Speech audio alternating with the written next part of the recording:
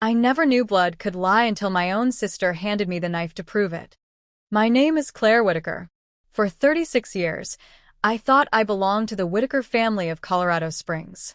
Turns out, I was just the best-kept mistake in a house built on appearances. It started on my birthday. Mom, Lillian, insisted on a quiet family dinner at the Old Victorian on Cascade Avenue.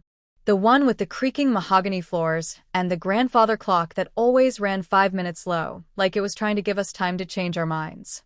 My sister, Vanessa, flew in from Miami, sun-kissed and smug as ever. She'd always been the star, prom queen, Daddy's favorite, the daughter who could do no wrong even when she did everything wrong. I was the spare, good grades, quiet voice, the kid who folded herself into corners so no one had to look at her too hard. Dad, Henry, had died 6 months earlier. His absence left the house colder, like someone turned off the heat and forgot to tell us winter had come early. That night, Lillian kept refilling her Chardonnay with shaking hands. Vanessa kept checking her phone, smirking at something I wasn't allowed to see. After dessert, some sad grocery store sheet cake Lillian didn't even cut, Vanessa slid a silver gift box across the table. "Happy birthday, Claire," she purred. "I think this will finally clear up why you never quite fit."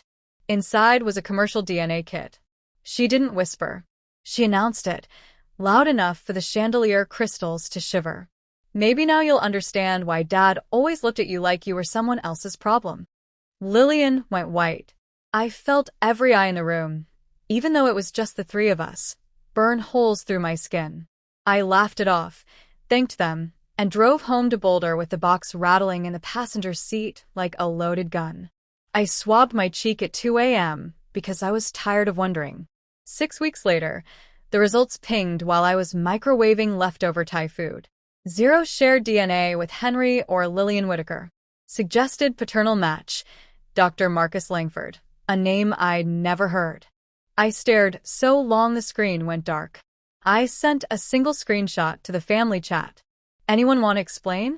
Lillian called within seconds, hysterical. "Delete it, Claire. Please. It was a lifetime ago. We can still pretend." Vanessa texted 2 words. "Told you." That's when I knew this wasn't a prank. It was a plan. I hired Elena Ruiz, a probate litigator who eats entitled heirs for breakfast. She took one look at the timeline. Vanessa ordering the exact DNA kit that showed up gift-wrapped, the sudden concern about Dad's mental capacity in his final months, and smelled blood in the water. Then the call came from Dad's estate attorney, Mr. Hargrove. "Claire, your father left a conditional will. The trigger has been met. We read it tomorrow. Bring counsel." The conference room smelled like lemon polish and impending doom. Lillian arrived first, looking like she'd aged 10 years overnight. Vanessa strutted in wearing 4-inch heels and a smile sharp enough to cut glass, her own shark of a lawyer trailing behind. Hargrove didn't waste time. "I, Henry James Whitaker, being of sound mind, leave 75% of my estate, house, brokerage accounts, mineral rights, and the lake cabin, to my daughter, Claire Elizabeth Whitaker." Vanessa exploded. "She's not his daughter. We have proof." Hargrove raised one finger. "There's more." He read on, voice steady as a metronome. "I have known since Claire was 3 that she is not my biological child. I chose her anyway. She is the only one of my children who never asked for more than she earned, who never tried to rewrite my will while I was dying." Vanessa's face cycled from red to purple. Hargrove slid a thick folder forward. Bank records. Emails. A private investigator's report.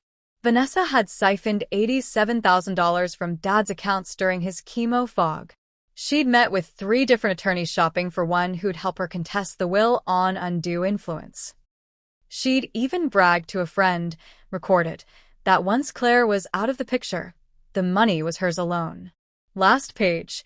Dad's handwriting, shaky but unmistakable.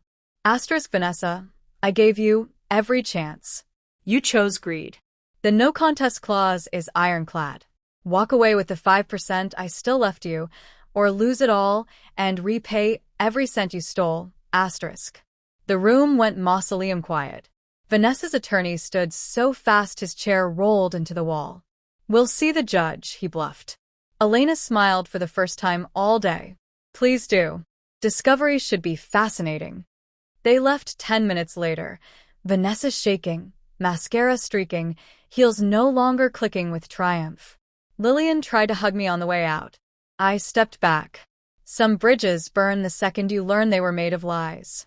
2 months later, the judge upheld the will in a 12-minute hearing.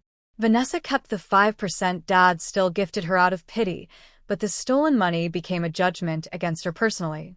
She sold her condo in Miami to cover it. I sold the Victorian, donated half the proceeds to a scholarship in Dad's name, and moved to the Oregon coast where the ocean is loud enough to drown old ghosts. Sometimes I get cards from Lillian. I don't open them anymore. Blood doesn't make you family. Choice does. And Dad chose me, long before I ever knew I needed saving.